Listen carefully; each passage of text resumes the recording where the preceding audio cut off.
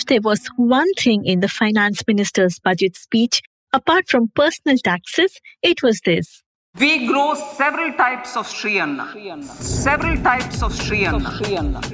Such as Sri Anna Jowar, Sri Anna Ragi, Sri Anna Bajra, Sri Anna Kutu, Ramdana, Kangni, Kutni, Kutti, Kodo, China and Sama.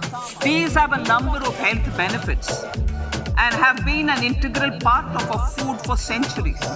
I acknowledge with pride the huge service done by small farmers in contributing to the health of fellow citizens by growing these Sri Anna.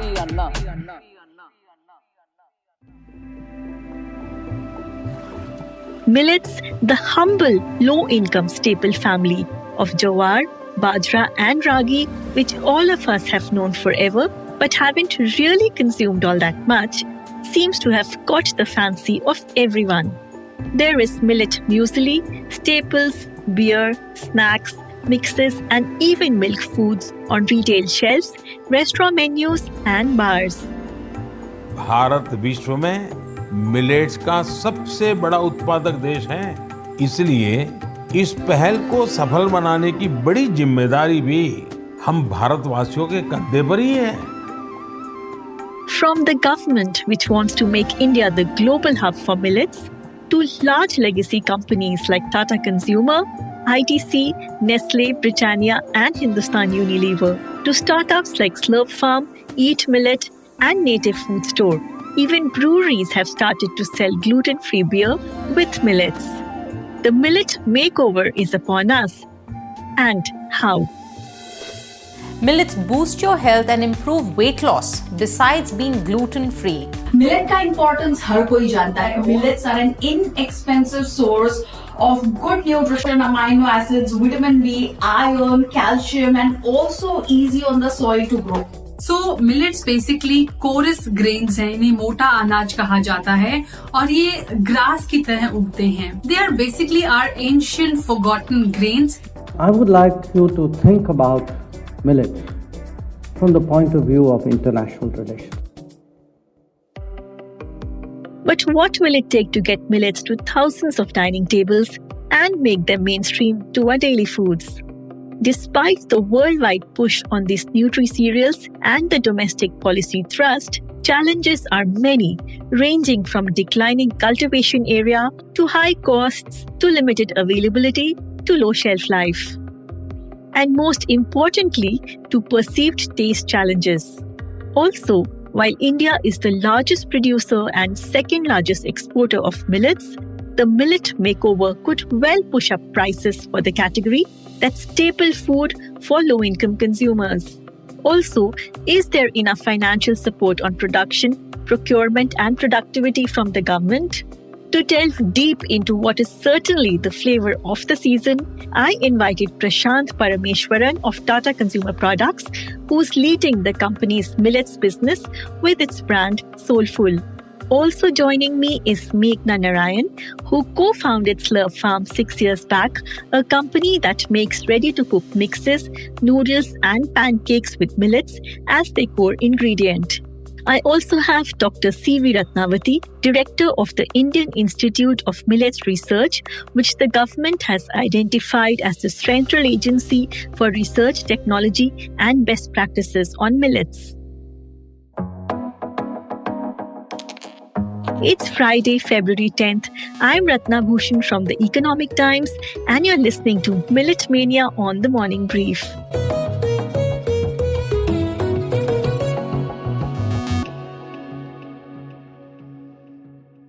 Prashant, Tata Consumer Products recently acquired Soulful, a breakfast cereal brand you started over a decade back after studying mechanical engineering and pursuing an MBA.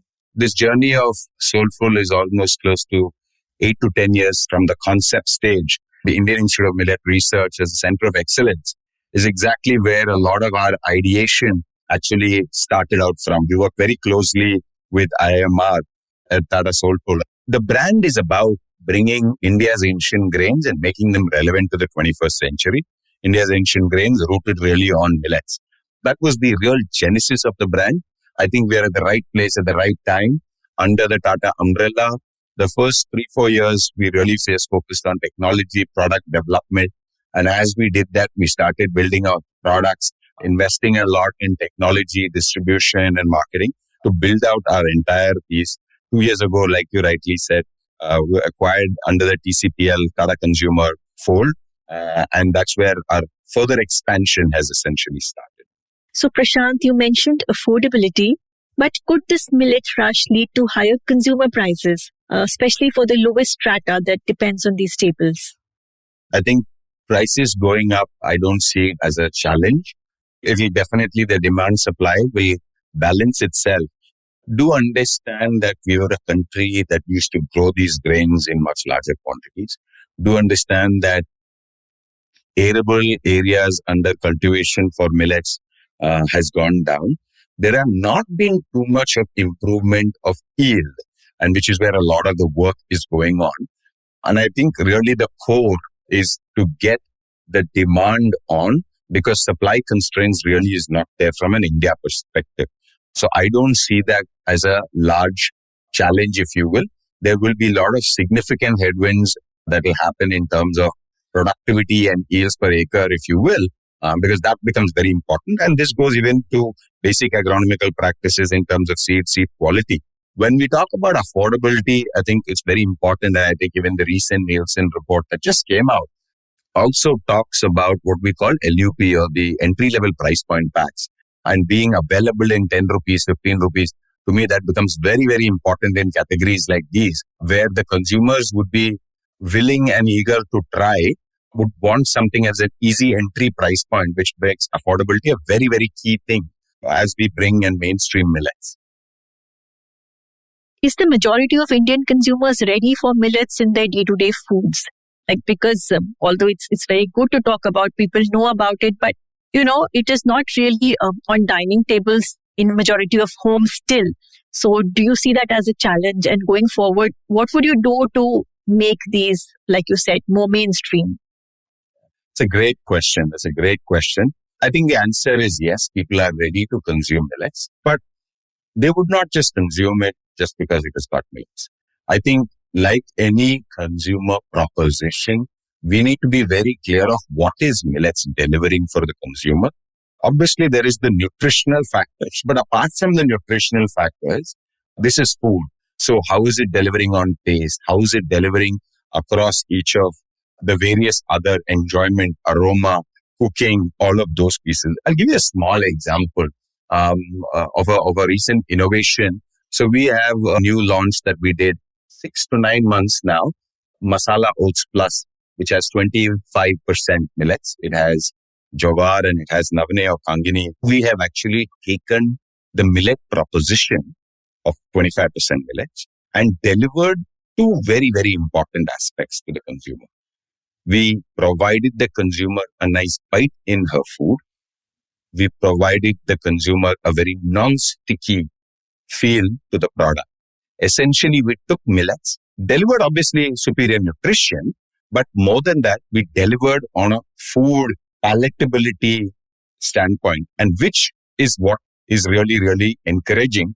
And the last 9 months, quarter on quarter, our shares are just jumping. I believe we have just scratched the surface. And this is just one such innovation example. We've done something in muesli. We've done something like this in kids snacking. Our core is, if you want consumers to come and taste and make millets mainstream, i.e. bring it into their daily life, solve a fundamental issue for them, solve something for them in their food habit. And that's how we will actually make this journey a success. Okay, interesting point, Prashant. But what about younger consumers? Are they ready to make millets part of their daily diet? How do you make such superfoods cool for these consumers? Millets does have the stigma of being a poor man's crop, though that is changing significantly. Just to give you a sense, our latest communication on our muesli, it has 2 young urban dwellers, a guy and a girl, and it's essentially a very romanticized conversation as she approaches up to the dining table, and I'd urge you to take a look at it. And what you see is how does the, again, We bring out the millet proposition. At the same time, hey, it's a really nice, cool, young couple. And you bring around that imagery around it. Because I think that's a very, very important point. Because at the same time as you want it to become cool, you don't want it to become uber cool. Right. But tell me, Prashant, how much of Tata Consumers' overall investments are being allocated to millets now? So we are very, very clearly committed towards this entire piece of mainstreaming millets. Under and with the might of Tata Consumer, investments really are not a constraint. When the acquisition happened, we were at somewhere around 12 to 15,000 stores. Today, we are in 5 lakh stores. So gaining scale, doing all of that is absolutely on the cards. We are obviously doubling down on our investments, on communication. So commitments on ensuring that not just investments to me are in multiple ways. One, in terms of our product development, ensure innovation stays at the core. B, world-class infrastructure in terms of our manufacturing, which we are doing. C, distribution. I mean, today TCPL delivers tea and salt across the length and breadth of this country. So we have the access to the distribution network. And 4, obviously investing in communication and really being able to build a business around it. And we're very, very clear that we want to be able to build strong categories and strong plays in multiple sets of the categories. So definitely we are investing and across all these 4 levers, if you will. Will you launch other widely consumed categories of packaged foods like, say, biscuits or snacks with millets? Absolutely, absolutely. Innovation is at the core of what we do. We will be entering into multiple categories. We are assessing various categories, and this is at the core. What we will focus, though, on as we innovate is how do we get, like I was mentioning to you, like how we did it in our masala oats, like how we did it in our muesli. We will ensure that we are delivering that product promise to consumers. And this is a space definitely you should watch out for. There'll be very, very many interesting multiple sets of categories that we are entering over the course of this year and the next year. Okay, and in the next 1 year, how do you see this category, moving forward, especially with the government announcement? And a lot of ITC is also talking about, millets. There are a lot of startups. So there's a whole lot of traction. So, where do you see this category a year from now? So I expect that across at least 15 subcategories in food, you will see millets being played, which is great because that's how it will actually become mainstream. And it's very, very good to see large companies. It's good to see startups. Very important to have innovation at the core across very many categories that would come across. With the government's push, I actually don't see why this would not be, growing in 2 to 5 times over the next 2 to 4 years, if you will. If the bigger companies plan to flex muscle with their legacy brands and distribution bandwidth, the startups are gaining traction through quick launches and rapid expansion. This growth potential and the entry of bigger companies has brought about renewed enthusiasm in the space, especially from the startups. We are really excited that the big guys are entering the space. That's Meghna of Slurp Farm. Because what that means is, we're a small company, right? There's only so many marketing dollars we can do towards explaining to people what, how good millets are, how they're beneficial to your diet, good for the farmer, good for the planet, all of that. The big boys with their big budgets will come and frankly increase the size of the prize. I think it's great fun. There's going to be a lot of noise around millets. Everybody from Prime Minister to the Finance Minister is talking about it. And there's a lot of millet brands that are going to get built starting this year. Meghna and her friend Shauravi Malik set up Wholesome Foods, the company that makes Slurp Farm mixes, noodles and pancakes. Both young mothers were short of tasty and healthy options for their kids, a quest that led them to dig into recipes from their grandmother's kitchens and, in their own words, a whirlwind of childhood memories. So I've been eating millets since I was really little. I grew up in Bangalore and I'm Tamilian by ethnicity. Ragi is something that is, fed to all children as soon as they start eating solids. So, I've been eating a ragi porridge from, frankly, when I was 6 months old. I then, as a swimmer, I continued to eat it for many, many years. And it was a really not a very yummy porridge. So my endeavor with Slurp Farm has always been to make sure kids eat ragi, but to make it really, really yummy and tasty. Okay.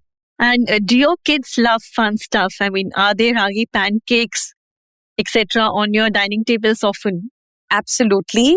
Frankly, not just the kids, the whole family loves the millet pancakes, and the chocolate pancake and the blueberry pancake is how we begin Sundays, is our family favorite. Awesome. Tell me about Slurp Farm and what are your plans with it? We have two brands. Slurp Farm is our children's food brand that has been in the market for almost 6 years now. Most of those products have millets in them, and we will continue to grow that portfolio, right? We know how to work these grains. We know how to make them yummy. So far, we've been a pretty heavily online focused brand. But with all of this noise on millets, we feel like there will be this sort of natural extension into the offline play, which we're going to build off on as well. So as a business, we see ourselves sort of at least doubling, if not tripling over the next year. In terms of specifically for IYOM, one of the things that we focused on was, we've built an adult brand, right? Now, this brand will make a sort of functional breakfast and options for adults looking to eat healthy with alternative grains. Yes, millets is the center of that universe, but so are other Indian grains, high protein dals and things like that. So, we will meet the requirements of a different category of consumer, with millets being the base grain, so to speak. So I think there's a lot of opportunity, right? And we're going to try and get as much of this as we possibly can. So Meghna, are you looking to raise fresh funding anytime soon? From a fundraise point of view, yes, we have started conversations with marquee investors, and we have cash in the bank for at least another 12 to 18 months. But, we're always talking to people and when we find like-minded individuals who see the vision focused on India, scaling in India, growing in India, but also looking at the US market, we will certainly bring people on board. Fireside has been a fantastic partner to us, and we're looking for somebody else who could help us do the next phase of growth. So Meghna, so far, what has been your average consumer demographic? As in, who are the consumers who are buying millet-based products mostly? Slurp Farm, as I've said, right, is and always will be a children's food brand. Our dream is to build India's most loved kids food brand. And so by virtue of that, mothers are core market. So far, given our online focus and our channel mix, a lot of it, I would say about 30 to 35% is your metros. But the rest is all tier 2, tier 3 and beyond. In fact, during the pandemic, there were many 24-year-olds who were eating the product as well. But for the most part, I'd say it's children eating the product. It's mothers in particular that are buying the product. But there's so much mainstream focus on the category now. So going forward, will you broad base your positioning to target adults and, teenagers as well? It's why we've launched the second brand. Millet, a super grain company, has just been launched. We've gone live on our website and on Amazon. That is to meet this 25 to 45, 50-year-old who's looking to eat healthy and is looking to add millets into their diet a couple of days a week. So we're doing options like flakes. So, we're broad basing with the second brand.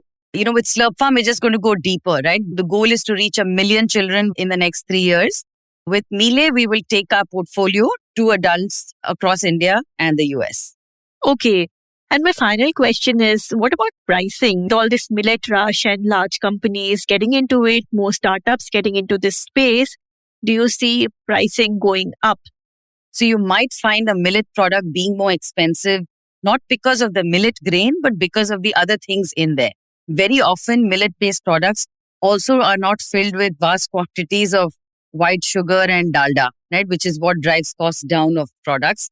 For example, for us, we've never used a refined flour or a white sugar or a hydrogenated fat in anything we've made. Those are the things that make things cheap. So by virtue of that, millet products might look more expensive. But, as I always say, pay us now and then don't pay the doctor later.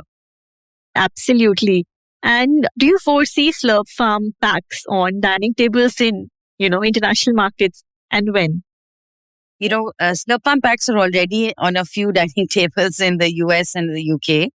But I think, Miele is the brand that we will take global in a big way. Over the next 12 to 18 months, we're laying the foundation. And then I see us really accelerating from there. Simply because the products that we made with Slurp Farm are very, very Indian in the way they've been designed. These are grains that have been used in our country for tens of thousands of years, even if they've been forgotten for the last 50. We're going to fight a big fight over the next decade. And I hope there'll be some others who join us. The more, the merrier. So why are new and old brands taking to this ancient grain? Well, two straight reasons: high nutrition and easy production. From a strong gut and brain health to controlling diabetes and weight, the super grains are loaded. Millet crops consume less water and so can be grown in arid regions, are short duration crops, and take 60 to 90 days compared to fine cereals which can take 100 to 140 days. But even though India dominates acreage and production of millets, the numbers are dismally low. Acreage of millets in the total zone area of food grains is only 11%, while production is a mere 6%. I asked Dr. C.V. Ratnavati, one of India's best-known scientists with majors in biochemistry and life sciences, about these glaring demand-supply gaps and why enough incentives have not been given to farmers. Also, what India's agriculture landscape needs to take forward the millet revolution. Ma'am, let me draw your attention to some challenges, like sown area under millet cultivation remains very small compared to the overall food grain basket. So can you give us some data on the same? Yeah, actually data means sorghum, bajra and finger millet, that is ragi.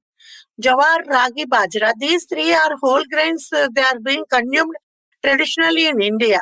So the acreage is also more. But remaining millets are all only 2 million hectares, and whereas jawar is 5 to 6 million hectares, whereas bajra is a little higher than jawar.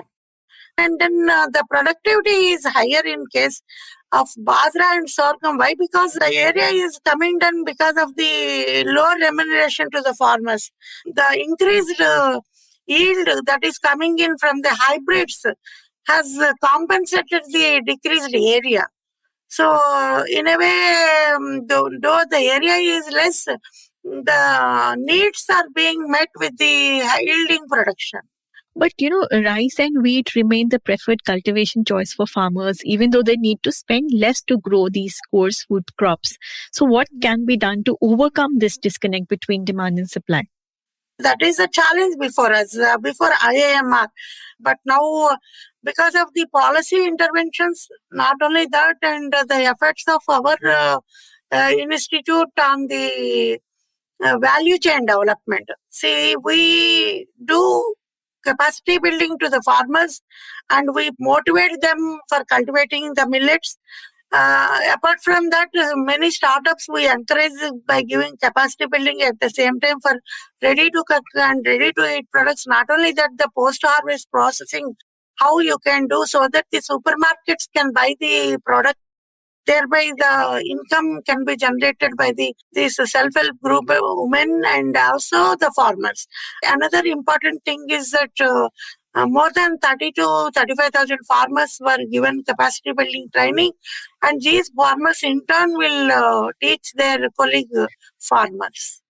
I think the days will come in future where farmers are very much motivated, and many farmers of the tribal areas still grow only millets and they eat only millets.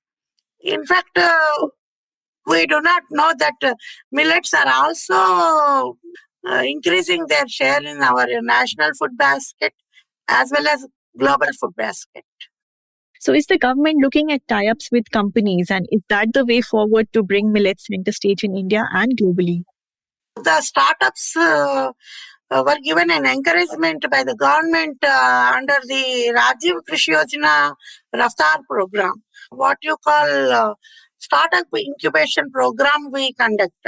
and then we select some startups who are all potential, and then committee selection will be giving 5 lakhs loan. So that 5 lakhs loan we will be giving, and slowly they can establish a business there. And this group will go for a business for a short period of 3 to 4 years, and then if they are very successful, they come back and then again they apply for Ungrain, where they are eligible for 25 lakhs business. For that 25 lakhs getting from this scheme, they need to show some business, and there are some logistics to be worked out by the startups. But still, startups are being encouraged a lot, and they are successful also. And another important thing is that we are trying to link up these startups with the FPO organizations, so that the startups get a very reasonable price. But we are looking into the ready-to-eat and ready-to-cook products also to export to other countries. So this will enable the startups to grow globally.